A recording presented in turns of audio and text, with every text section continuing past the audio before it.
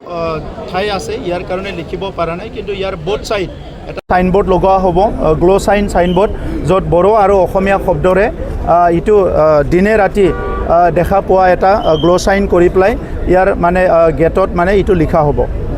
আজিৰ ইস্যুত আমি বহুখিনি বিষয় আলোচনা কৰাৰ লগতে 4টাকৈ বিষয় অহাকালি আমি এছেম্বলিত আলোচনা কৰিম, আৰু সেই বিষয়ৰ ভিতৰত আমাৰ খৰাং যিটো দ্ৰোধ হৈ আছে ইয়াৰ বিষয়টো আমি লৈছোঁ।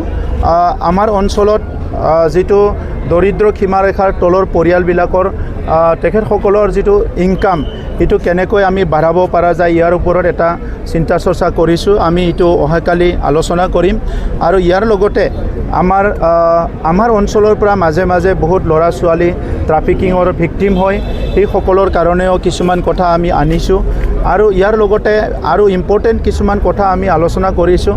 আমাৰ এপইণ্টমেণ্ট হ'বলৈ গৈ আছে, আৰু বেলেগ বেলেগ ইছ্যু আছে, মাটি বাৰীৰ সমস্যাবিলাক আছে, সেইবিলাক লৈ পেলাই আলোচনা কৰিছোঁ। অহাকালি এছেম্বলি হোৱাৰ পিছত আপোনালোকক গোটেই কথা বিতংভাৱে জনোৱা হ'ব।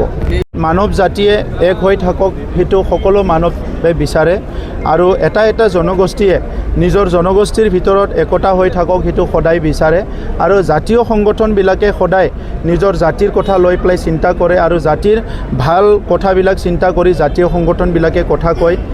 কিন্তু ৰাজনীতিক ক্ষেত্ৰত এই কথাবিলাক বহুত ভাবিব লগা হয়। আগতো বহুতবাৰ মই যেতিয়া এপছুত আছিলোঁ বা বিভিন্নজনে বড়ো সাহিত্য সভা, নিখিল বড়ো ছাত্ৰ সন্থা, বড়োসকলৰ ঐক্যতাৰ বহুত প্ৰচেষ্টা কৰি আহিছে, কেতিয়াবা সফল হৈছে, কেতিয়াবা হোৱা নাই, আৰু এই আহ্বানটো নিখিল বড়ো ছাত্ৰ সন্থাই আগতো ৰাখিছে, এতিয়াও ৰাখিছোঁ, ভৱিষ্যতো ৰাখিব। আমি ইয়াৰ ওপৰত সকলো চিন্তা চৰ্চা কৰিম যে ভৱিষ্যতত কেনেকৈ আমি